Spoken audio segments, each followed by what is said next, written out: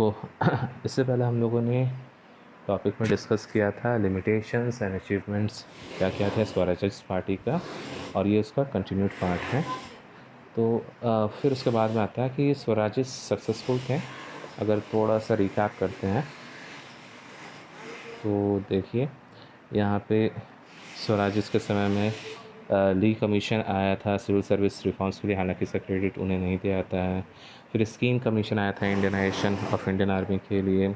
उसके बाद जो मूडी मैन कमेटी था वो डायरकी प्रोविंशियल डायरकी के लिए आया था। और फिर सेंट्रल असेंबली में सक्सेसफुल रहे थे ताकि एक रिस्पॉन्सिबल गवर्नमेंट आ सके, हालांकि ये सिर्फ पेपर पे ही रहा। अब आते हैं आगे। जो स्वराजिस थे वो सक्सेसफुल थे। कुछ डेस्टिनेशंस जो बजट में एलोकेशंस होता है फाइनेंसेस का, उसको चेंज करने के लिए, लेकिन ये सारा इनसिग्निफिकेंट था 1923 के फाइनेंस बिल में। फिर स्वराजिस जो हैं ये इन्होंने फर्स्ट थे जिन्होंने डिमांड किया था राउंड टेबल कॉन्फ्रेंस, लेकिन ये आया था 7 साल के बाद। तो याद रखिए कि रिस्पॉन्सिबल गवर्नमेंट और ये राउंड टेबल कॉन्फ्रेंस ये दोनों स्वराजिस ने डिमांड किया था। फिर आते हैं achievements of Swaraj outside legislature. क्या क्या अचीवमेंट्स हैं? एक तो इन्होंने सपोर्ट किया था वाइकॉम सत्याग्रह को, उसके बारे में हम लोग पढ़ेंगे। डिक्लाइन कैसे होता है स्वराज पार्टी का, ये बड़ा इंटरेस्टिंग है। सी.आर. दास का डेथ हुआ था 1925 में, और फिर कांग्रेस ने देखा कि स्वराज पार्टी बहुत अच्छा कर रही है, तो फिर वो भी कंटेस्ट करने लगती है इलेक्शन पे खुद पे ही। अब होता क्या है कि कुछ जो मेंबर्स हैं वो सेटिस्फाइड नहीं होते हैं लीडरशिप से, तो वो खुद का पार्टी बना लेते हैं। उस पार्टी को क्या बोला जाता है? उस पार्टी को बोला जाता है रिस्पॉन्सिविस्ट पार्टी या रिस्पॉन्स कोऑपरेशन पार्टी। और इसको कौन लीड करते हैं? M.R. जयकर और N.C. Kelkar and V.S. Moonje. लेकिन इनसे भी अब पार्टी का बंटवारा हो जाता है और फिर वो बन जाता है क्या? Nationalist party. यानी कि स्वराजिस पार्टी टूट करके बनता है क्या? रेस्पॉन्सिविस्ट पार्टी, और रेस्पॉन्सिविस्ट पार्टी फिर से टूट करके बन जाता है नेशनलिस्ट पार्टी। ठीक है, तो इस तरह स्वराजिस्ट पार्टी का गेम ओवर हो जाता है। अब आते हैं वैकोम सत्याग्रह के बारे में।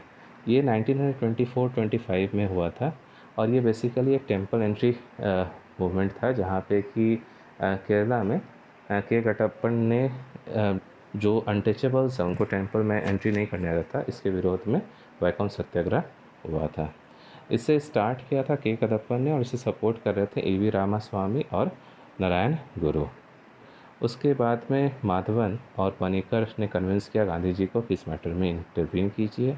और फाइनली जब पुणे पैक्ट होता है 1932 में, तो मोहन मालवीय एग्री करते हैं कि ये सपोर्ट करेंगे टेम्पल एंट्री मूवमेंट को।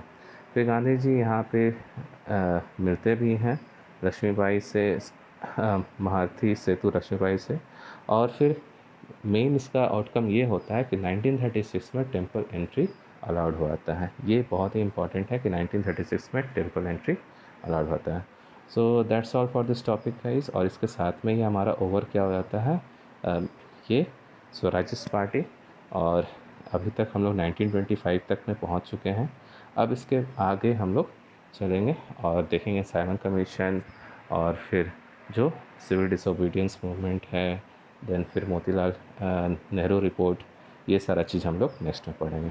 तो that's all for the day guys. Keep smiling, and if you like my video give it a thumbs up, subscribe to my channel, and stay blessed. Thank you.